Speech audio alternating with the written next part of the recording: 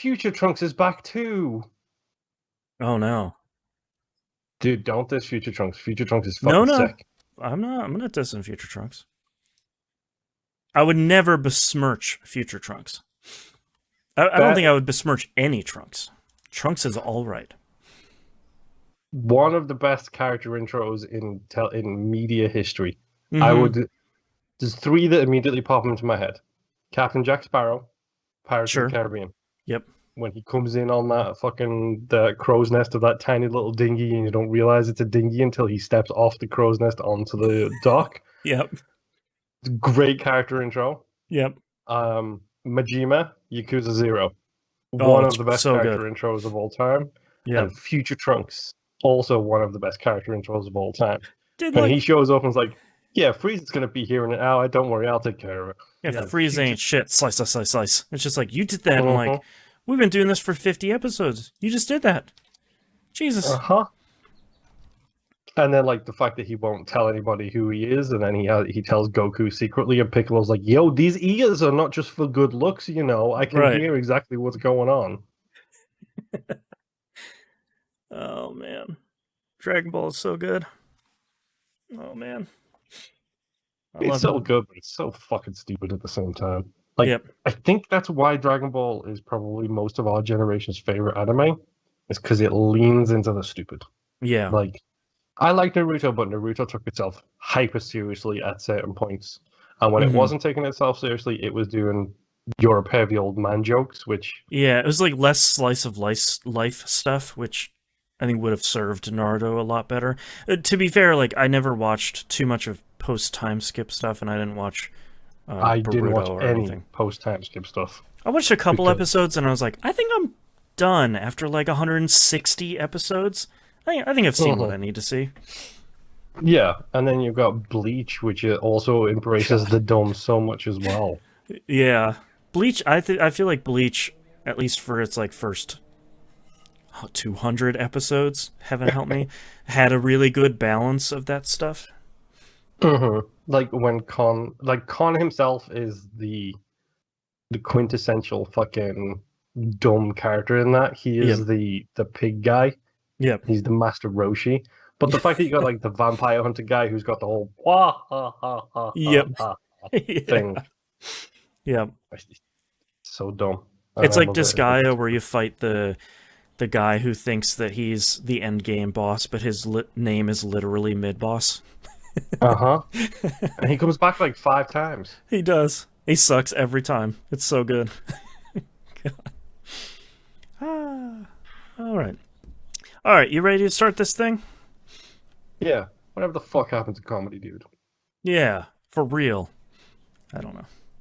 There's probably some really great anime out there. I am so far out of that loop right now that I don't even know.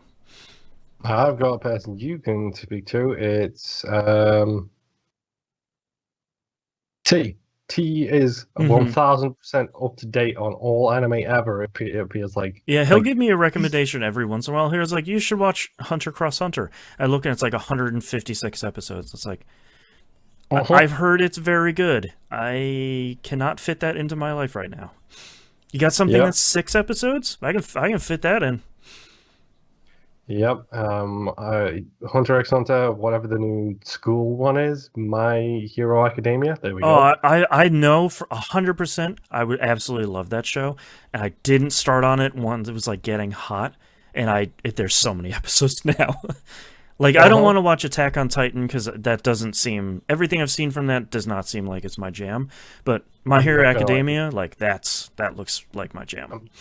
I'm not gonna lie. Attack on Titan's fucking sick. Like Yeah, I've heard I it's I've heard 100% it's thought good. it would not be my thing, and Yeah, it 1000% was. yeah, man. All right. Anime hour is over, regrettably. Anime I was never over. Patreon.com/E1M1 if you want to hear us talking about a lot of anime. All right, let's get started in 3, 2, 1. Welcome back to another episode of That Video Game Podcast. I'm your host, Boston, and joining me as always is Moonpier. Howdy. The Nymph is off this week. He has some sort of problem with his computer. One of those problems where it's like it won't turn on, and that could be 4 or 5 different things. So we'll start replacing things that seem to be a problem. So This is where we put the technical difficulties That's- banner up. that's right. So Godspeed to him and his computer. It sounds like the first component he's replacing is his power supply, which sucks because you just got to rewire that entire thing, and that just sucks. So hopefully we'll see him back pretty soon, but he'll take a knee this week. Patreon.com/E1M1, the ones are numbers.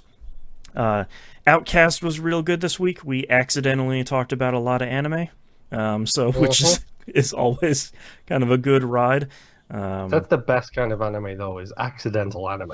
Yeah. That's my like favorite Metal Gear kind. Solid. Yeah. Oops. All anime. LOL. So don't forget you can listen to the Outcast, where it's the unedited, uncensored sort of stuff that happens before we go live here.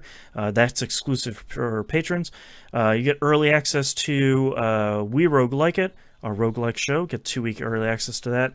You get 2 or 3 month early access to Critical Misses, which season 6 I think is airing right now. Episode 3 just aired recently. There you go. So season 6 is something we're trying something a little bit different.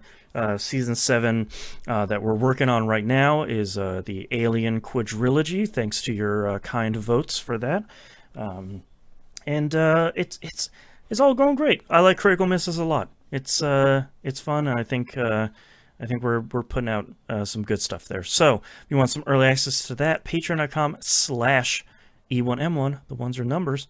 Please. If you're not even if you're not a patron, just tell a friend, tell 2 friends. That helps a lot, more than you actually think it does. Yeah, word of mouth is great. And to be honest, let's get to that 250. I want to watch Boston Scared. Resident Evil 7 awaits. Followed by 8. I'm just saying. Yep. From a house to a village, just keeps getting bigger. You know what they say, it takes a village. That's right. That's right. Patreon.com/E1M1. Also, a piece of programming note here. I just closed our merchandise store because Teespring decided to rebrand itself as an NFT platform, and that can go to hell. So I'll reopen that at some point. Yeah, it sucks. It sucks. NFTs suck. Stop killing our planet. Stop destroying video cards and hard drives. You dummies. So I will reopen that at some point, and we'll find a different, better platform for that, and we'll relist that stuff. I know a couple of places, so I'll throw out some suggestions your way. Thank you. And I think that's it. So Moon, what have you been playing this past week? Okay, so where do we start? MLB The Show. We'll start with the good old faithful. I now have finally got the achievement for home runs. That's 100 home runs I've hit. Congrats. Thank you. It was easier than I thought, to be honest. As soon as I started playing with someone other than my Scrub League player, it was fine. You started playing as actual Babe Ruth? Yes, essentially. Or, modern day stars. Yeah. It works out either way. So I got that. I won the World Series. Hooray. Wow. Yay. Parades in the street. Hooray for the Cleveland Indians. No, it's the LA Dodgers, dude. Come on. Hooray for the Cleveland Indians. I was marching to October. I wasn't in my career game. Oh, that's true. That's true. Ain't no way I'm playing as the Indians and going for the World Series. I'm not an idiot. Carrying them on your shoulders, one man alone. So yeah, I did that. I now have 2 achievements left, which are just stupid. Number 1, get someone out who's trying to steal a base. Okay, fine, whatever. That'll happen eventually. And number 2, throw 3 strikeouts in 1 inning with the I know it's not called this, but with the pitch perfect controls, with the wiggly right stick controls. Barf. So yeah, Yeah. That's going to be frustrating. It is. However, the game has sliders. And Oh, any sports game that has sliders usually has one which is CPU controlled contact. I slide that all the way down to 0. right. CPU swing timing, slide that all the way down to 0. Yeah, there we go. Aim dead center of the plate and hope I get him close enough to actually, get him in the strike zone and get the strikeouts, and then I'll be happy. Yeah. Okay. So MLB The Show. Continue. That game is great. Like, Yep. genuinely fantastic game. How's Joe Random doing? Oh, that's right. You're lazy and you haven't played it. Joe Random is like dead in a ditch somewhere. Like, I haven't played that at all. This week was a busy week for a big reason that I will talk about in my segment. Okay. Can I have the show notes at some point too, by the way, today, please? I already sent it to you. No, you did not. Shared with one person, Moonpeer. Yep. I'm in that email account and I ain't seeing nothing. Thanks, Google Drive. Appreciate it. Let me just see if I can just pull up my Google Drive and go through it that way. Okay, there we go. I just got into it through Google Docs. We're fine. Cool. We're fine. Technical difficulties all over the place today. Podcasting. It doesn't get any easier after your 13th year. Just a pro tip. I played a little bit of Resident Evil 8 as well. Mm-hmm. Specifically, I'm just playing the Mercenaries mode, trying to get those things done and dusted. So, honestly, so I can go back and play through the game another 6 times to get the rest of the achievements, which should be fun. The Mercenaries mode is pretty good. I'm slowly unlocking more levels. I'm enjoying playing it, but it's a Mercenaries mode. You already know what you're in for. Yeah. Honestly, I'm only doing it for the collection points, because the collection points are what allow me to unlock the infinite ammo weapons for the main game. Ah, I see. Okay. That's cool that it all feeds into each other, though. Also, there is an achievement for getting rank S on all of the Mercenaries levels. So, yeah. Okay. I guess that's another reason why I would be doing it, isn't it, really? Yeah. But yeah, Mercenaries, it's fine. I definitely still prefer the suplexing Mercenaries, not this Mercenaries, but right. You get what you mean. That we want. So I was having a chat with the boys last night, a Saturday night chat rather than a Friday night chat, because I was exhausted and went to bed at like 9 on Friday. Yeah. And one of the boys, I won't name any names, Rob, decided to give me crap about how he was higher up the achievement leaderboard than I was. You dare? You dare throw down the gauntlet? And I'm sorry, but there's a day and change left in the month, and you want to throw down like that when I'm busy and things are going on, and you're 1,700 points above me, which you think is an unassailable lead. Right. So before I signed off and went to bed, which he threw this at me as I was going to bed, by the way. So I loaded up a game, completed the game, got a 2,000 gamer score, and then told him to look at the leaderboards again before I signed off and went to bed. Just threw the gauntlet back at him, where it's like, hey man, that took me 10 minutes. What are you gonna do? Don't step to me, man. Because I got 50 of these in my library that I can call on at any moment. That's right. So you don't throw down with me unless you want to really go down. That's right. Phrasing possibly on that one. Maybe. So that game in itself was called Aboriginus. Aboriginus? And I'm being very specific with the title of this game because, yes, it is an easy achievement game. Yes, you can do it in under an hour. No, do not play this game. Okay. It's a very simple side-scrolling 2D platformer that has no charm, no good controls, very basic gameplay, hot garbage, and maybe a lot racist. Oh boy. Okay, all right. Great. Your main character is wearing a white mask, has a spear, and wears a grass skirt. Cool. Probably problematic. Super problematic when the achievement for beating the game. Oh no! Hold on, I need to get this. You want to correct. direct quote this one? Because it's kind of annoying. I want to direct quote this hot mess. Hold on. It's called Evil is Stopped, which is fine. That's fine. That's a good achievement name for beating the game. The description is Make Sky Islands Great Again. Oh, woof. Youch. Psychic damage. Ha-cha-cha.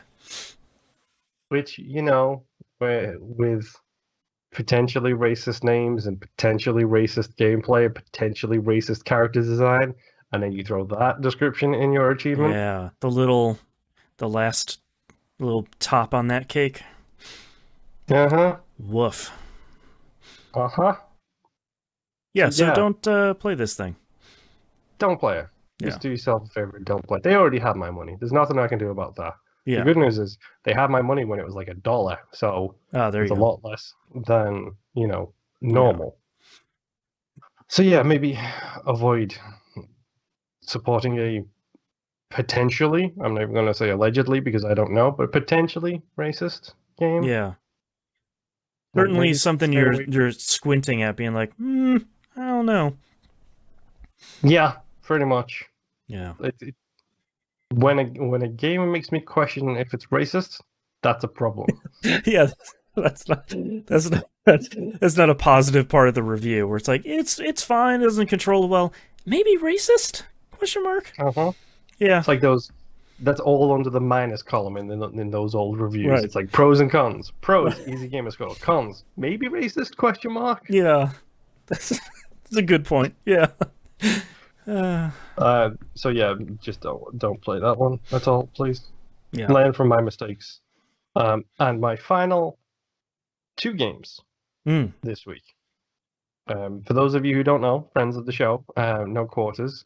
Every Memorial Day they have and it took me until this year to get this joke, a press F to play weekend. I see. I get it. Yeah. And for those of you who are not getting it, press F to pay respects was the meme from Call of Duty a couple of years ago, where you stand at a grave and you press F to pay respects. Yeah. So they have a press F to play weekend. Yep. Which I adore. So they've been streaming pretty much since like Thursday night. Yeah, they're doing like a super marathon. 4 people, so they're just rotating people out. It's great. Yep. I missed a lot of it because I was busy, and then I missed Friday because I was sleepy, and then I missed Saturday because I was busy, also couch. Right. But I did not miss Saturday night's Quiplash session. That's always a good time. Things went dark and deviant about as quickly as they could. Yeah. As expected. Yeah. And I want it on the record here on our show. I love Chuck. I think Chuck is a charming young man who is full of the elemental delight of this planet. Also, Chuck is the butt of everybody's jokes. I thought you were going to say, like, but he's like a secret supervillain. He is, 100%. You know he is. You don't have that laugh and that happy-go-lucky attitude unless you literally slay thousands of people to get there. Right. Like, that's just Chuck. But yes, he continues to be the butt of everybody's joke. There was an ongoing theme about a wife and a horse, which made me laugh throughout the course of the night. Sure. Lots of words that I can't say here were mentioned. Yeah, lot of topics unfit for this show. And then a bunch of kids jumped in and decided to hijack the stream. So we were all like, "Cool, this was our last game anyway. See you idiots." Bye. So a bunch of people and bots decided to just jump in and make everybody's life hell. So great. Thanks, Internet. Part of their Press F to Play weekend, they are also doing tournaments on Pinball FX3. Yes. For those of you who don't remember this time last year, I also talked about it then. I am currently the reigning Press F to Play pinball god. Naturally. Praise be. While they might call themselves pinball players, Mm-hmm. they clearly can't hang with a Super Saiyan pinball god. I was going to say, we put a circle of 5 Medieval Madness tables around you, and got a high score on all of them, and then you have ascended. Yes, exactly. So currently the tournaments are still up and running, and that's in Fishtails, which I didn't think I had Fishtails because it's the officially licensed Williams table. Mm-hmm. But it came in the Medieval Madness pack, so of course I own Fishtails. Ah, there you go. You know, why not? Why wouldn't I own Fishtails? It's like you get 4 tables, one of them's Medieval Madness, the rest don't matter. You already sold me. One of them is Empire Strikes Back, which is a genuinely solid table from Star Wars collection.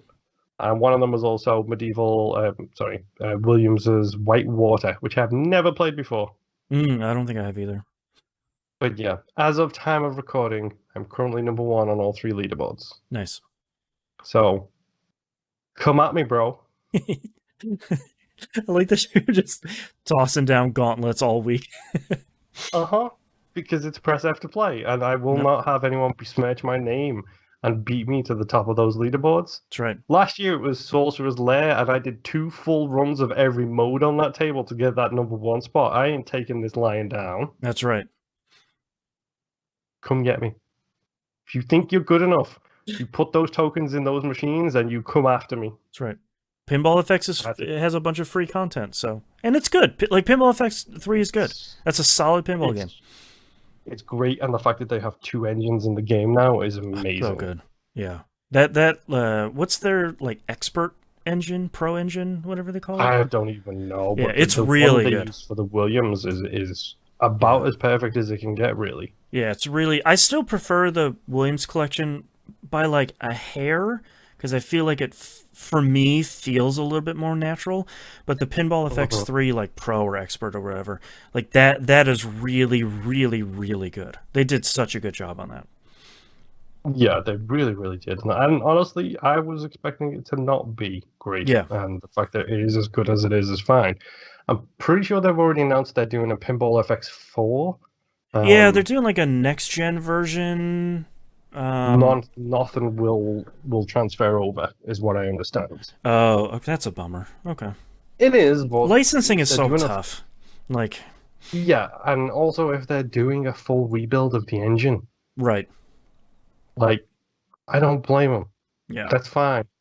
I might not have a bajillion tables on the new game. I'll get which ones I want to buy on the new game. Yeah. Simple.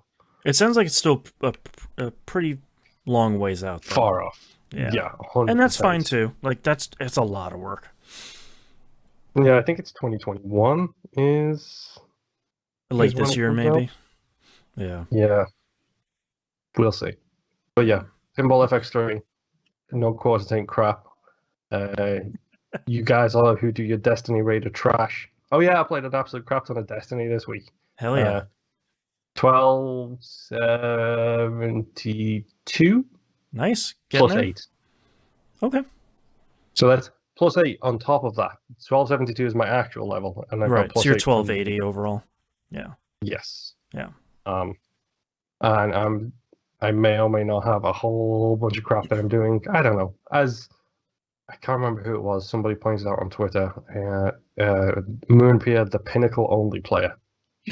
Yeah, I think that was T-Bomb. Damn right. It was either that or Late Elf. Did you do the new activity that came out this week, Expunge? I did. And as someone who at that time was 10 points below the recommended light level, that was fun. So that was a rough time. Yeah. Because I did it by myself, because it's a strike team event, but it's not a match-made strike team event. Yeah, I did it solo too, yeah.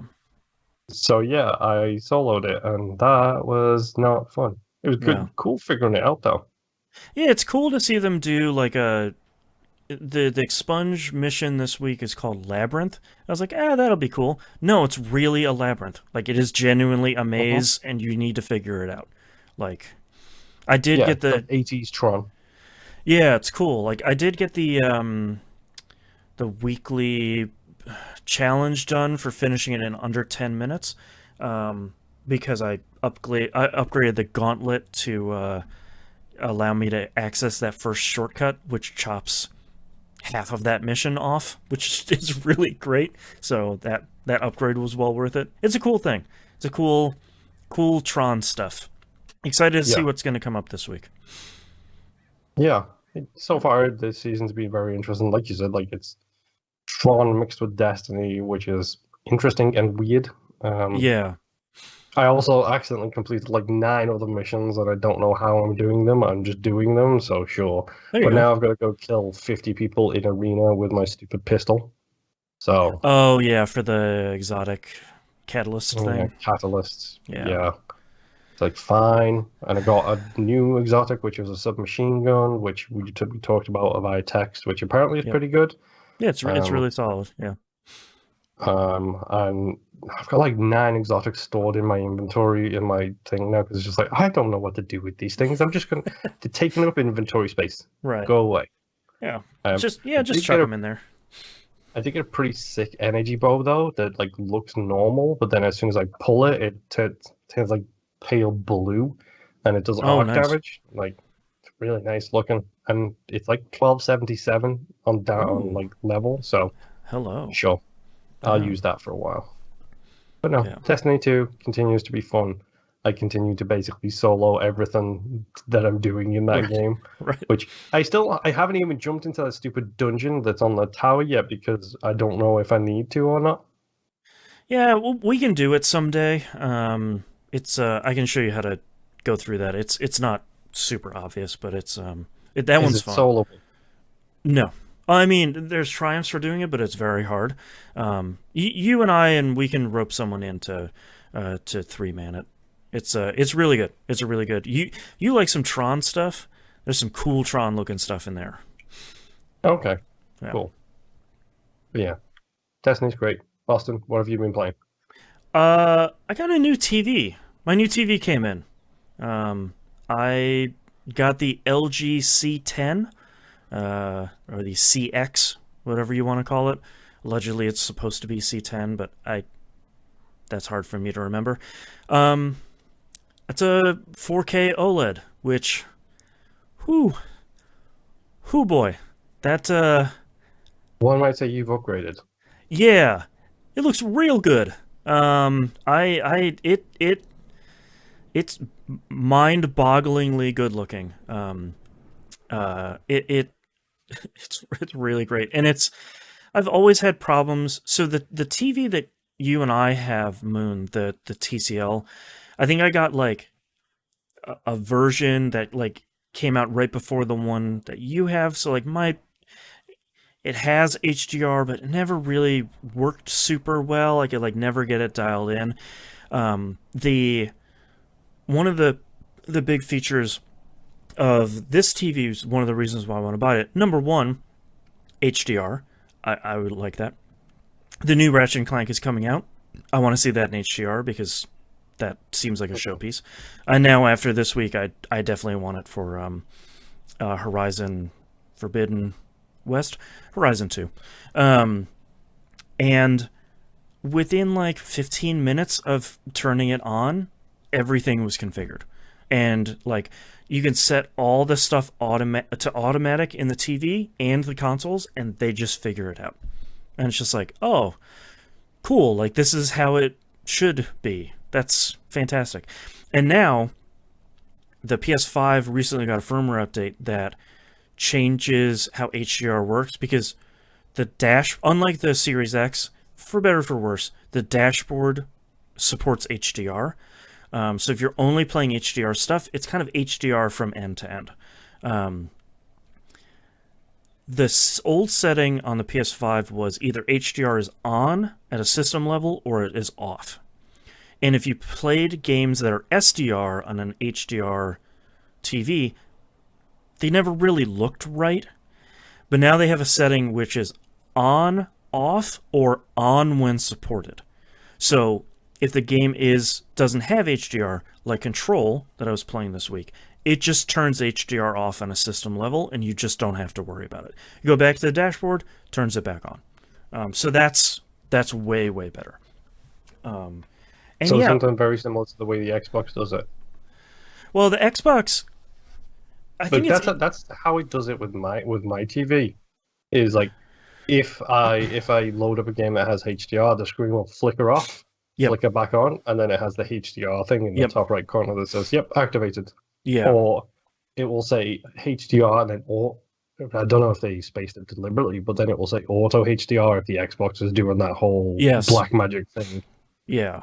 Yeah, and the only difference really is that the Series X and S dashboard doesn't support HDR, but like it doesn't need to. Like that's not a selling point where it's like my dashboard's HDR. Like, that doesn't really matter. But that's it brings it in line with how the Xbox does it, which was always a frustrating point because it's like, well, if this game doesn't support HDR, I don't want you to force it because it's not going to look good.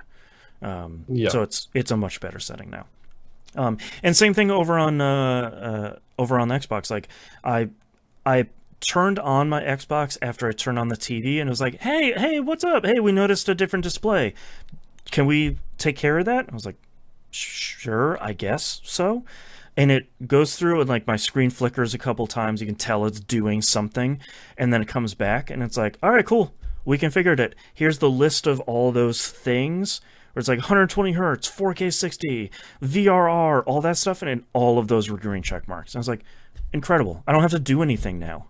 Like, that's exactly like, I want to set all this stuff to auto, and I want you, the console, and you, the TV, to talk to each other and just sort it out.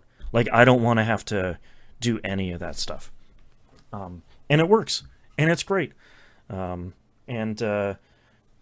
Movies look great and all that stuff. Like, it looks really good. Like, it was a very expensive TV, but with only having to spend like 15 minutes to set everything up, I'm more than happy to do that. So yeah, considering you were talking last week, I think in pre-show about like, yep, there's my week is gone. Yep. Yeah, like, and that's usually the stuff that I love and hate doing, which is like, all right, I've got all this stuff set up. Now I'm going to like recalibrate the HDR, and I'm going to fire up a game I know really well, and that almost looks good, and the console just figures it out now. Like, it's great. I turn all the motion smoothing and all the automatic power saving stuff off on the TV, and it looks solid in everything I fired up. Like, Returnal looks great, Forza Horizon 4 looks great, Control looks great, even though that doesn't have HDR, because the OLED can do those perfect blacks, so that game looks outstanding. It's just so much stuff that just looks really solid. And now I can just not have to worry about farting around with it for a couple of weeks, which is really great, because Ratchet & Clank releases in like 2 weeks. So I want to have that all set up before I can play that thing. I did...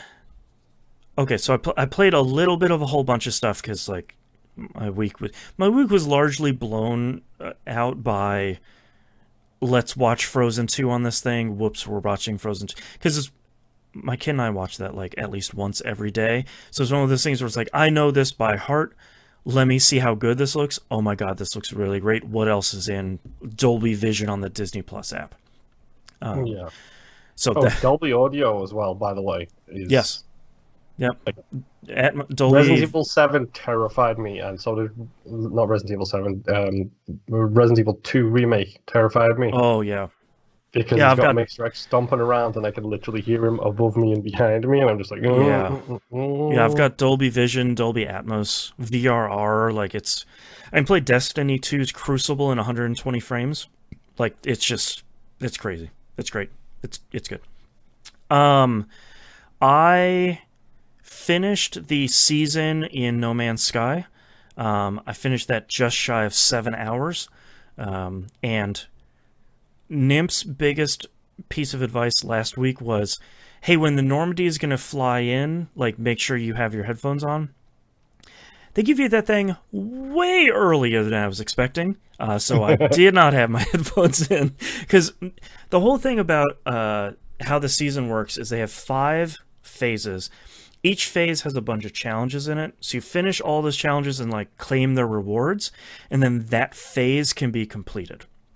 So, and then once you complete all 5 phases, you can complete the entire season at that point.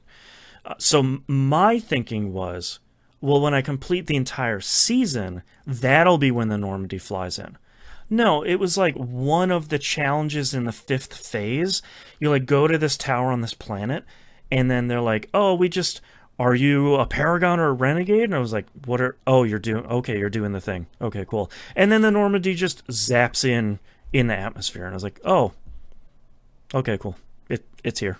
I just missed that whole thing. That's fine. But I did redeem it in my normal save, and it's cool. It's the Normandy can now explore the galaxy and do Assassin's Creed Brotherhood missions for me, because that's basically what it does. It's not a flyable ship. It's not the ship you fly from planet to planet. It's the assassins from the Brotherhood. Yep. From AC2. 100%. Yep. It's one of your fleet ships. So it's cool. Like I like playing No Man's Sky, and to me it's very much the same as Diablo 3, where it's like, you show me you have a new season, I will come in and I'll play for a little bit and say like, yeah, that game's still great. All right, back to whatever I was working on already. Like No Man's Sky, this was a 2-week season. I think it ends on the day this episode comes out, so the May 31st. So we'll see what they have for season 3. But I'll probably play that and kind of knock that out. That's also an HDR game, so I'll enjoy some of that. I also play Tetris Effect. Holy crap. Jesus. I need to go back to that. That game is so good. It looks so good. And I feel like that's the first thing that was like, oh, right, OLEDs can do perfect blacks. Okay, cool. This whole screen is black, and then the stingrays start coming. I'm just like, oh god, it's too good. Dude, you should find out if Child of Eden has auto HDR. I should, yeah. Res on PS4 doesn't have HDR, which was surprising.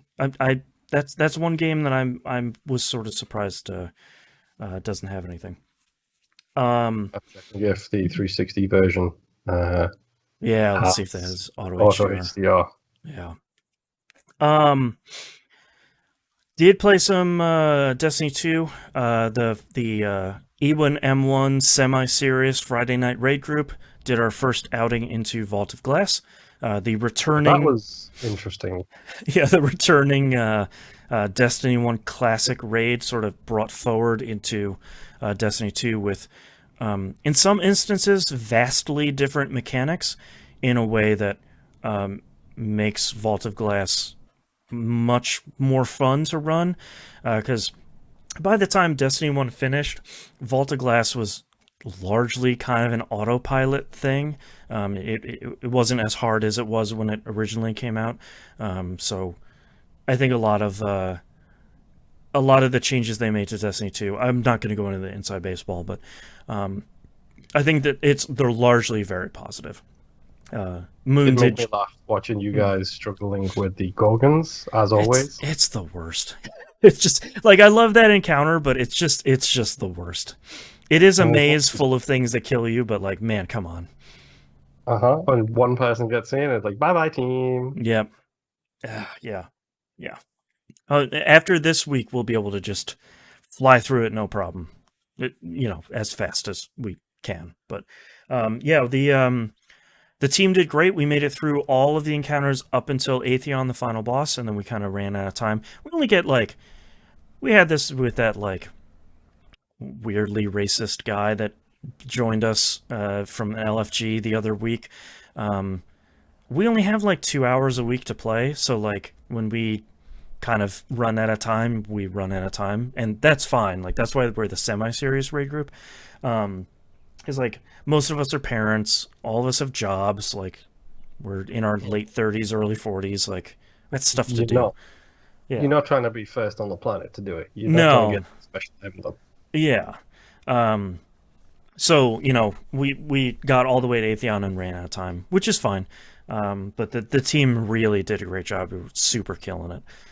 So excited How to... many Masterworks do you have, by the way? Because I saw your inventory screen, and my word, Oh, you spent too much. they're all masterworked. It's all masterworks. All it's orbs all the way down. Yeah, yeah, they're all masterwork, except for most of my exotics because they take one of those golf balls to upgrade. I never know what they're actually called. They just look like golf balls in your inventory, so I just call them golf balls. Okay. But yeah, it's a lot of... You want to masterwork your weapons because then it'll make orbs when you get multi-kills for you and for your teammates, so it's a positive.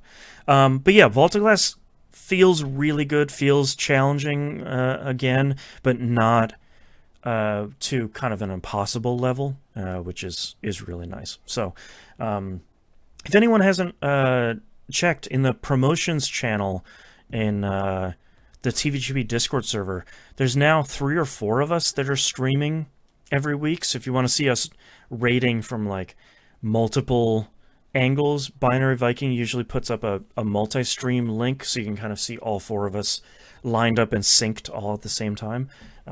That's a lot of fun.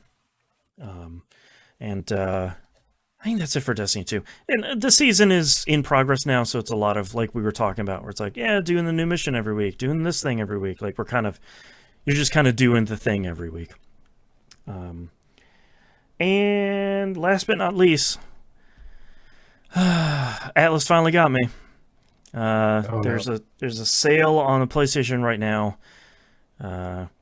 Persona 5 Royal has been out for about a year or so now. Okay, now hold on. Yeah. Is that the special edition or the Muso game? This is the re-release of... The Muso is Strikers, the non-football game. This is the re-release of Persona 5 with extra stuff. Which, after platinuming Persona 5 after like 130 hours, was not exactly chomping at the bit to get into Persona 5 Royal. And especially because they launched it at $60, and I'm like, well, I don't think it's foundationally that different for me to be like, all right, let's get back in here. So during the sale, the normal edition was like $60. I'm like, well, I'm still not paying that. The deluxe edition, however, which comes with a bunch of cosmetic DLC, $25. And they got me. So I was like, all right, I'll pay $25 to kind of chew through Persona 5 Royal slowly over the next couple of months. Boy, that game is immediately different right from the get-go. Like the intro where you're in the middle of the game for about 15 minutes or so has a totally different character in it that you clearly know. There's a grappling hook that you're using to bypass a pretty serious amount of that intro. Like it's way different. And Persona 5 is really great. I think I only played like half an hour, 45 minutes across this entire week, which means I'm still in like the first day of the game. Because the first month of the game is all tutorials and story and stuff like that. But yeah, Musim and I have been talking a lot about it on Picking with the Pixels RPG Love, because he's like nearing the end of the game, and there's a lot of stuff that he's been talking about that's kind of fundamentally different. It's not just like, here's the third semester that you skip in the game, in the vanilla game itself for story reasons. But there's a lot of additional stuff all throughout it. So I'm excited to kind of slowly chew through that stuff and probably get another Persona 5 Platinum, because this one is significantly easier than the original, which is really great. Because that's one of the first things I went to go do is like, all right, do I have to read every book and watch every movie and talk to every person every time this time? And the answer, thankfully, is no. So, great. Appreciate that, Atlas. 2 thumbs up. But that's all I'm playing this week. So let's take a break. Yep. Hello there, Tranquil Mist. Nice to see you. He just joined the Destiny 2 group here. Happy to have you along. Semi-serious, remember. Semi-serious. Yep. There's a lot of runs where we're in the middle of a boss fight and someone goes, "Oh no, my kid's awake. I'll be right back." And it's just like, all right, let's wipe this fight and we'll wait for him to come back and we'll pick it back up. Yeah. I never wanted to have one of those raid groups. Like, I set the rules down pretty early where it's like, look, I'm not going to be like, you can get 2% more DPS by using this roll of this gun over that roll. It's like, if we got a like 2-phase a boss instead of 1 phase, I don't really care. I would much rather us have fun and like shoot the poops as opposed to being like, your DPS is too low, get out of the group, you're kicked out of the clan. That sucks. No one has fun with that. Yeah. Yeah. Minus 50 DKP. What, dude? That's a classic like Leroy Jenkins era WoW meme. Also glad we don't have to count DKP anymore, which is great. Literally, you're speaking a bunch of Destiny gibberish to me now. So, in a lot of old MMOs, nowadays there's like a need versus greed system where when a piece of gear drops, you can kind of say, hey, I need this thing for a direct upgrade, or greed, I just kind of want this thing to like break it down into materials or do something else with it. So maybe like if a bow drops, all of your hunters that need it for an upgrade can say, I really need this. We'll roll a dice amongst these 3 people that say they need it, and they'll get first priority.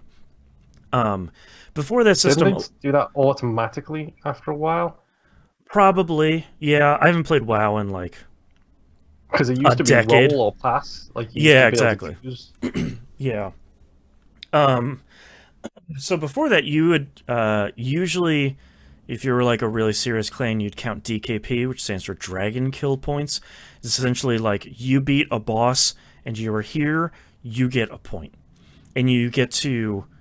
Someone is like the bookkeeper for these points, and you can say like, all right, we killed this boss, this like exotic or legendary dropped that I really want. I'm going to cash out my DKP to guarantee that I'm going to get this. So it's like, I've saved up 100 DKP over these last 50 runs. I'm going to get this thing I've really been trying to get. So some real douchebag raid leaders and like clan leaders, if you messed up something and you like caused a wipe for the team because you specifically did something stupid, they would deduct DKP from you. So it's like, if you weren't playing perfectly, these like little Napoleons would be like, well, I guess someone just lost. It's like the end of a Harry Potter movie. I guess somebody just lost 10 house points for being the worst. It's like, oh my god, come on. I didn't even do that. It was bad. It was a bad system. There's no fun. Oh, jeez. Yeah. Yeah. So that's great why a lot of these games now just drop loot for you and you alone, because you don't have to worry about this. That's why Blizzard told Bungie, don't allow people to trade items in your game, ever. Yup. Yeah. Oh, man. Okay. You ready for second half of the show? Yeah, sure, why not? All right, starting in 3, 2, 1. Let's talk releases for the week of May 31st, 2021. Ghosts and Goblins Resurrection comes out PC, PS4, and Xbox One. Yeah, don't buy this game. Yeah, I keep forgetting that this isn't a remake. It's a new one of those, but because it's Ghosts and Goblins, it largely looks like a remake. I don't know. I've never liked these games at all. I don't like them. Because they've always been trash. Ghosts and Goblins have always been trash games that were literally designed by quarter sinkers to try and get you to stick more money in an arcade machine. Yep. And by the way, it's $30. Wow. Okay. A bunch of reasons here to not pick up this thing. Yeah, it doesn't look like they did anything in this one that sort of fundamentally improves the experience. They might have an easy mode or a god mode or something like that. That's fine. It's not my thing. Virtua Fighter 5 Ultimate Showdown comes out on the PS4. I think this is coming to other stuff. Virtua Fighter is definitely a blind spot for me, as much as I like playing those games.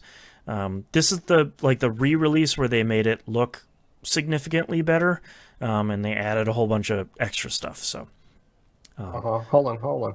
Yeah, is this the one that has the Yakuza people in it? I have not heard of that. Is that? Pretty sure the Ultimate Showdown, the newest version of it, has the people from Yakuza in it. That's great. Do you know when the original release date for Virtua Fighter 5 was? Oh my! Was it like 2002 or something? Like, is this like the 20th anniversary of this game? July 12th, 2006. Wow. It's old enough that it's in Yakuza 6 or 7 as an arcade machine. Yeah. Virtua Fighter's great. I have never spent the time to get good enough at it. I have fun playing it, but I am bad.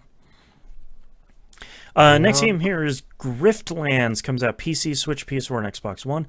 This has been on kind of a roguelike radar for a while. It's a roguelike kind of card building deck battler thing. Has a really cool style. Looks really neat. I'm really excited to check out reviews for this because seems like a lot of people are really excited for this. I'm hoping it's good. And Umaragi Generation comes out for the Switch. This finally has a release date, and it is soon. This is that kind of like anti-establishment photography game that was a real surprise hit on PC last year. It showed up on a ton of top 10 lists last year. The developers say that the frame rate in this isn't perfect in a couple of spots because the Switch doesn't have the horsepower to run like one level or two, but the rest of it seems like it's pretty solid. Go check that out. All right, let's move to news stories. We got a bunch this week, actually. Excuse me. Yes, How sir. are we going to skip over DreamWorks' Spirit's Lucky's Big Adventure game coming out this week? You mean the horse show that my kid loves? Okay, I'm not going to tell my kid that there's a Lucky game out. I've downloaded Astra's Playroom to check out the HDR, and as soon as she heard that robot land, she's like, "Daddy, give me the controller." It's like, okay, there you go. She's like, "I want to go to the level with a cat in it." It's like, all right, you're definitely my kid. This looks like an open world action adventure game. Oh no. Anyways, news stories. Sorry, I have to keep talking about this because there is a photo album. You can take photos. There's animals. She looks like a big open world. Is this the Disney's Bolt for the Zelda generation? Oh man, maybe. Disney's Bolt is one of the best character action games you will ever play. It's very good. If this is Zelda for the kids, that'd be great. I'll buy a copy. I'll report back next week. Axiom Verge 2 delayed to Q3 2021. According to IGN, the second delay is that so Hap, the kind of primary developer, can avoid burnout and crunch, and also says the game will, quote, be better for the additional time. Normally it's like, yeah, you're like a 2 or 3 person team. Delay it all you need. Like I know it will be good when it comes out because the first one was startlingly excellent, and this one looks like it's going to be way more of that. But also you say you need more time because you want to avoid burnout and crunch. Yes, please. Yep. Please and thank you. Take whatever time you need. That's also why Team Cherry, the Hollow Knight devs, are taking a real long time to work on Silksong. They're just like, yeah, there's like 5 of us and we're not working ourselves to death. It's like, yeah, cool. I'll wait. No big deal. That's totally cool. Yep. Rumor time. Valve is making, this is coming from Ars Technica, Valve is making a handheld console's kind of in quotes, called the Steam Pal.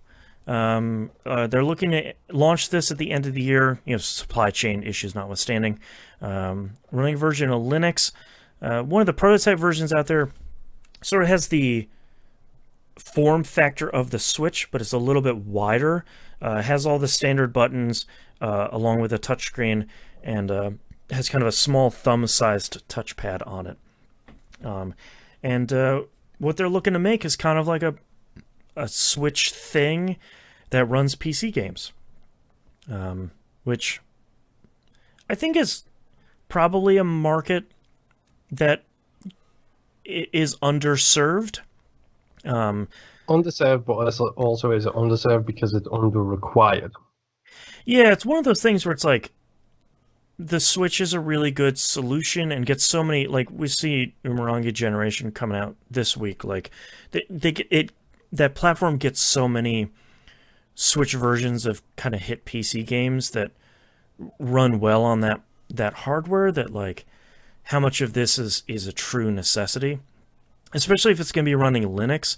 Like a lot more developers and publishers are not supporting Linux because the refrain you keep hearing is it's like 1% of our player base is playing on Linux, but it's 90% of our support tickets. So that's not really the juice isn't worth the squeeze on there. But I think the thing that I think there's definitely a market there of like, here's a thing that looks like a Switch and it runs PC games. I think the biggest hurdle, the thing that I'm going to sort of predict is going to be the big issue, is going to be price.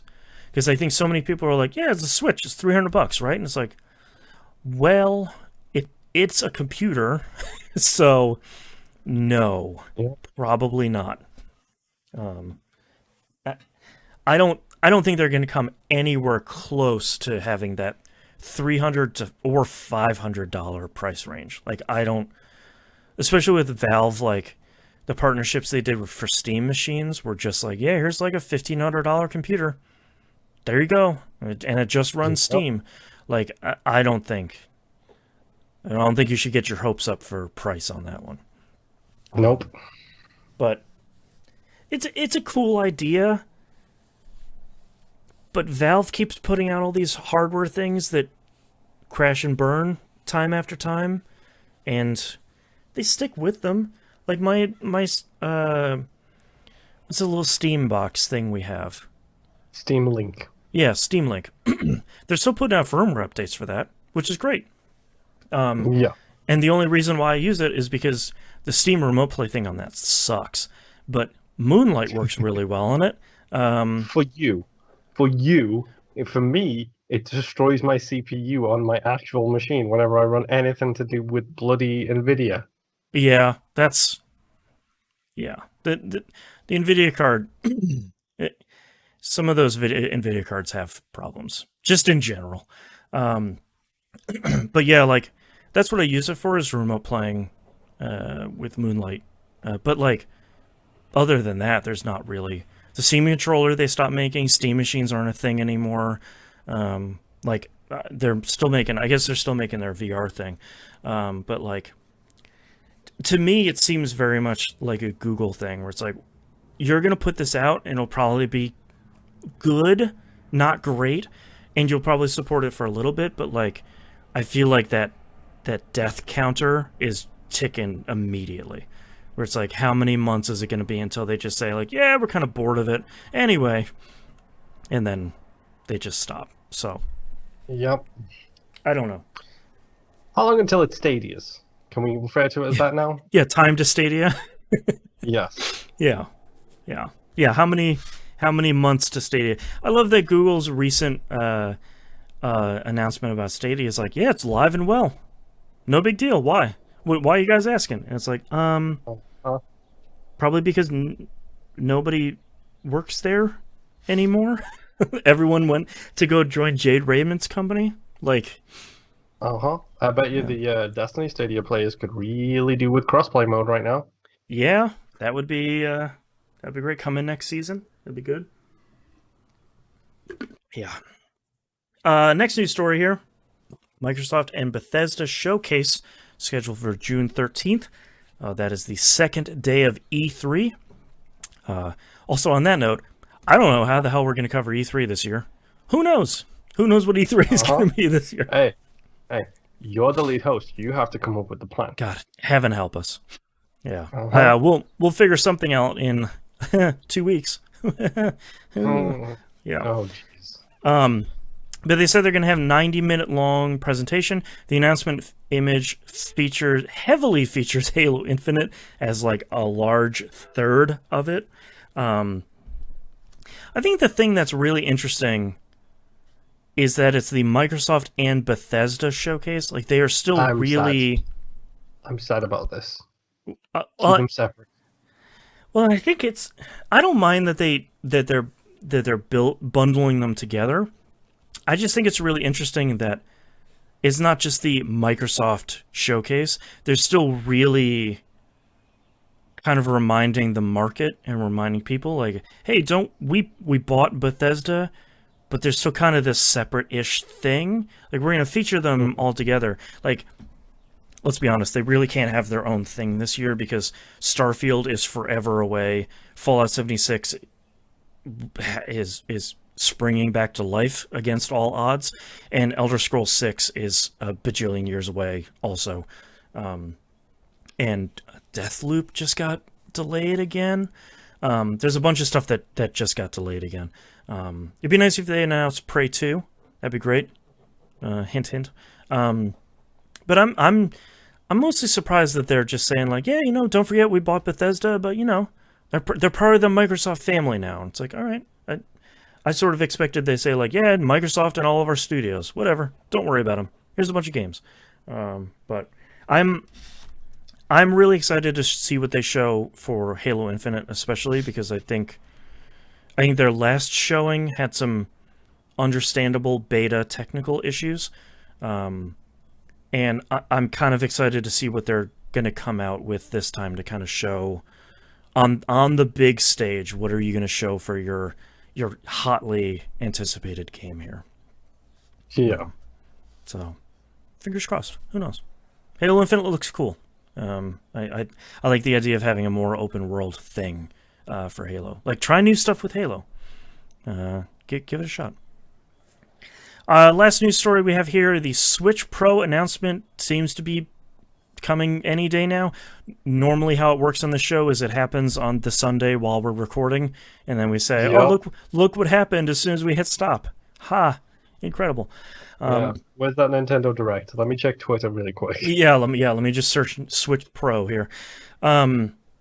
Allegedly, the not so secrets here seem to be that Nintendo wants to announce this thing right before E3. That way, developers and publishers at E3 can show all their games running on the new hardware. They are positioning it as a replacement to the current regular Switch.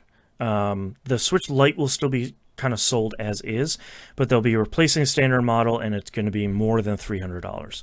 It sounds like all the rumors we talked about, OLED screen, 720p, all that stuff, still sounds like it's in place.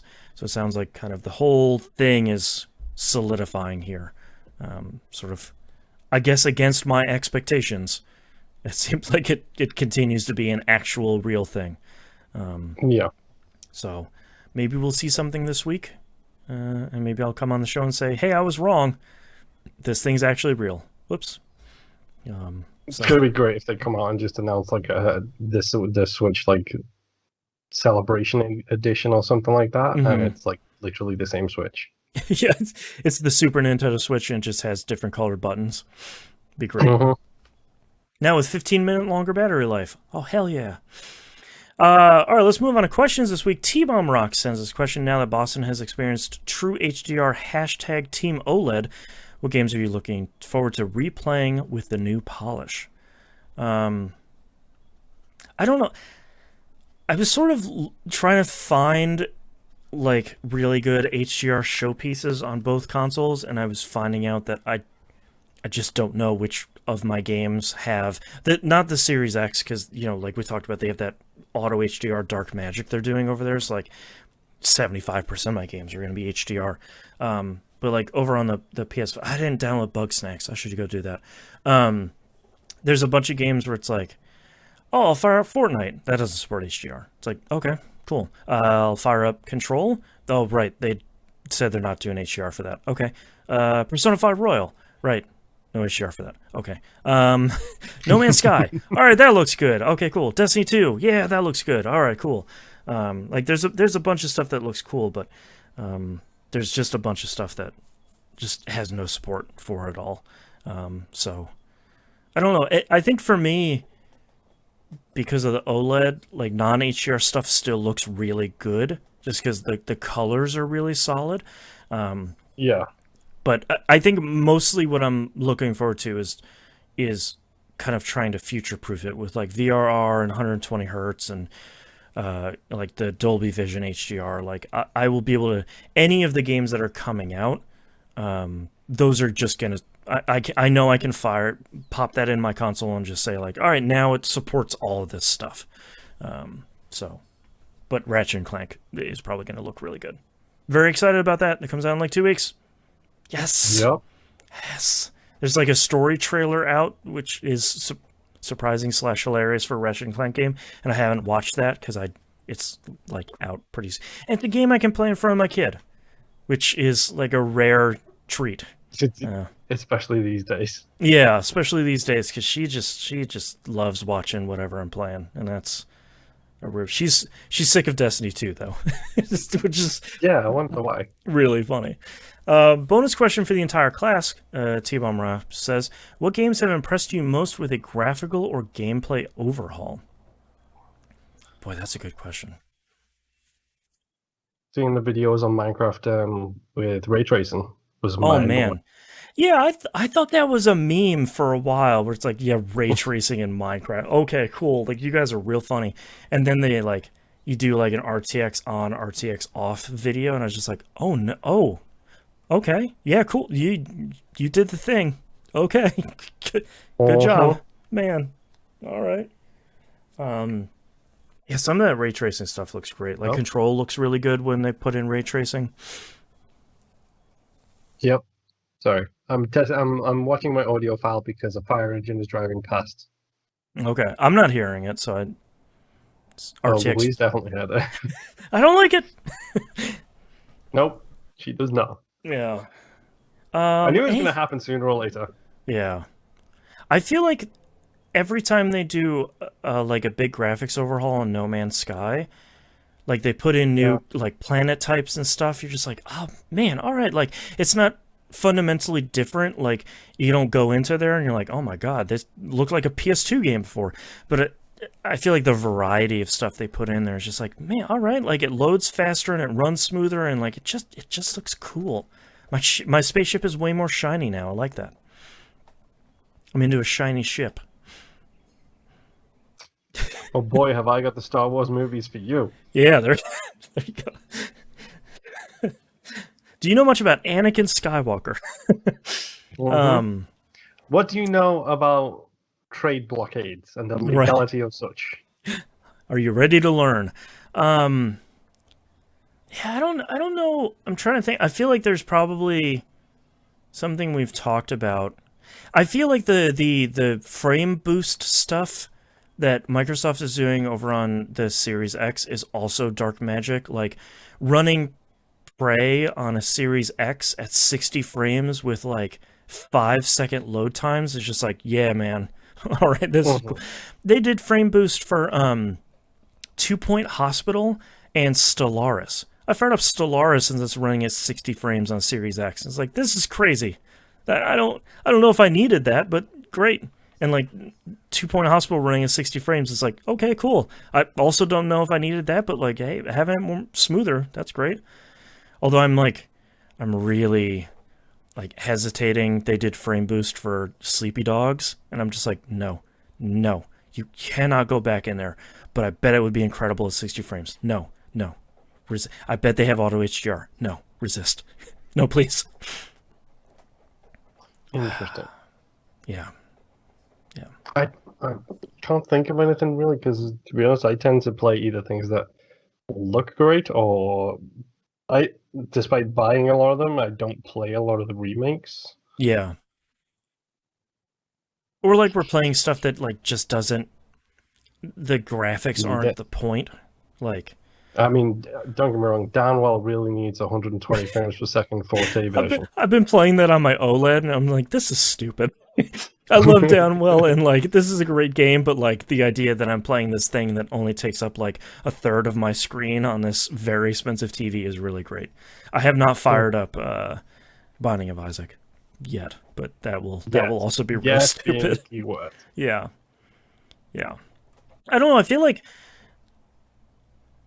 feel like a lot of the stuff I play isn't like that. Like, I'm playing Persona 5 Royal. Like, the graphics don't matter in that game as much as the style does. Like, the UI matters more in that game than... Like, all the enemies are like black blobs with masks on them. You know, like, that's not the point of a lot of the JRPGs. You know, Forza Horizon 4, like, that looks... I think Jimbo Jangles reminded me that has HDR, and I was like, okay. I still have that installed on my Series X. I need to fire that up because that's definitely a showpiece. And it looks incredible. Yep. Yes, it is. Yeah. As someone who literally, that was the first game I played on my television when I got the 4K HDR version. Yeah. Yeah, it's one of those where it's like, okay, yeah, this look... And when I fired it up this week, I think it was in spring, so like all the flowers are blooming. Like, it's such a... Number one, an incredible game. Number two, really beautiful. And they kept promoting, they're like, hey man, you don't have the Lego DLC yet. I was like, no, stop it. I don't want to have a whole nother game in this game to play, you jerks. Until it goes on sale. Come back to me when BPM comes out on the Xbox. Oh yeah. Because I played that on my PC, it was fine. Yeah. I'm looking forward to playing it on my Xbox, where I actually have a graphical processor that works, and I don't need to basically just uninstall everything to get it to work. I feel like that's gonna... I hope that gets like a really good second chance at life on Xbox, because that... For anyone that doesn't listen to We Roguelike It, number one, how dare you? But number two, this is BPM bullets per minute. It's a rhythm-based first-person shooter roguelike, and it's really good. And I say that as someone that sucks at it. Like, professionally, I am terrible. It is really good. So, I'm sure we'll talk about that when it comes out. But yeah, I can't think of anything else that's kind of like... You fire it up after a big patch and you're like, Jesus, okay, like you guys, this is a whole different game. I feel like most of the time that's like Resident Evil 2 and Resident Evil 3 remake, where it's just like, all right, you rebuilt this from the ground up using your engine. Yes. Reach for the engine. You know what? I don't even know why that didn't occur to me, but yeah. RE2, RE3, those remakes are something beautiful. Especially the RE2 one, like, it looks so good. Like, how did you do that? I did like the fact that the memes came out was like back when gas was like $1.09 for a gallon, which tickled me a lot. Yeah. But they made the game look how you remember it looking. Yes. It's like I think that's the aim for a good remake is, you know, it looks and plays how you think it played back in 96 or whatever. Which, spoiler alert, it didn't. No, it was a good game for its time, but pretty rough now. All right. That's our episode this week. Thank you so much, everyone, for listening. You can visit us at tvgp.tv. Everywhere to find and follow us is on the right-hand side of the page. Patreon.com/E1M1, the ones are numbers. Get all the cool behind-the-scenes early access stuff. The $5 a month tier is the recommended one. That gets you that gets you everything. Anything above that, super appreciated. Anything below that, super appreciated. And if you aren't a patron, totally understand. Times are tight. Appreciate you. Tell a friend. Tell two friends. Tell a friend. Rate it some places. Share it on Twitter. Like, as I found with my Destiny Emblem website, sharing on Twitter helps a ton. That skyrockets stuff every time people do it. So go share, go rate, 5 stars or higher if you can. 10 stars would be great if you can figure out some way to do that. But yeah, like Moon said, most importantly, tell your friends. If you think they like it, we have now 710 episodes of just the main show to do. Nevertheless, 132 of We Roguelike It. Like, we put out a lot of content. So, patreon.com/E1M1 if you want to support it and get closer to the spooky goal of $250 a month. And I will play some scary stuff. As our big fan, Clarissa, wrote to me this last week that my pants have gone uncrapped for too long. So if you want to resolve that issue, you can go become a patron. And I think that's it. So we'll see you all next week. Bye. Bye. Bye. Bye. Bye. Bye. Bye. Bye. I only have like I push my fingers into my bye. I only have like 3 titles this week. I almost for you then. Just for I only have 3 titles this week. What do you have? I got a bunch. Technical difficulties. Accidental anime. It takes a village. I'm going to wait while you finish writing accidental anime. Accidental anime? I like a good alliteration. I wrote anima. It's in like a Tool song. Maybe racist? Question mark? Probably a veto on that one. Yeah, probably. Press F to play to give the No Quarters crew some love. Yep. Dark and devious. Speaking of alliteration. That's right. Super Saiyan Pinball God. Pinnacle only player. More alliteration. Pinnacle only player is really good. Semi-serious raid group. Orbs all the way down. Time to Stadia, and the legality of such. Also, like when I started that raid group, I didn't have it named anything in like the Discord like private chat until I was like, I want this group to be like semi-serious. Like we're gonna take it a little bit seriously. Like we're gonna try and beat this stuff, but we're not gonna be like minus 50 DKP. And then immediately, I think it was Bill Sifford renamed it the Semi-Serious Friday Night Raid Group. And I was like, perfect. You guys get it. This is great. I love it. I have pitch perfect controls, because I like the double meaning on that one. You Dare, Time to Stadia, Accidental Anime, and Pinnacle Only Player. Time to Stadia, I put a check mark next to. I feel like that's on the short list.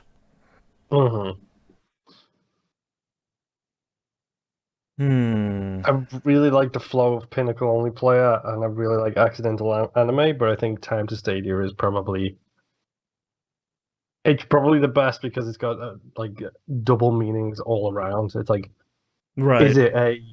Is it the whole Switch when ? Game Pass when ? Right. Joke? Time to Stadia ? Right. Or what's your TTS for your game?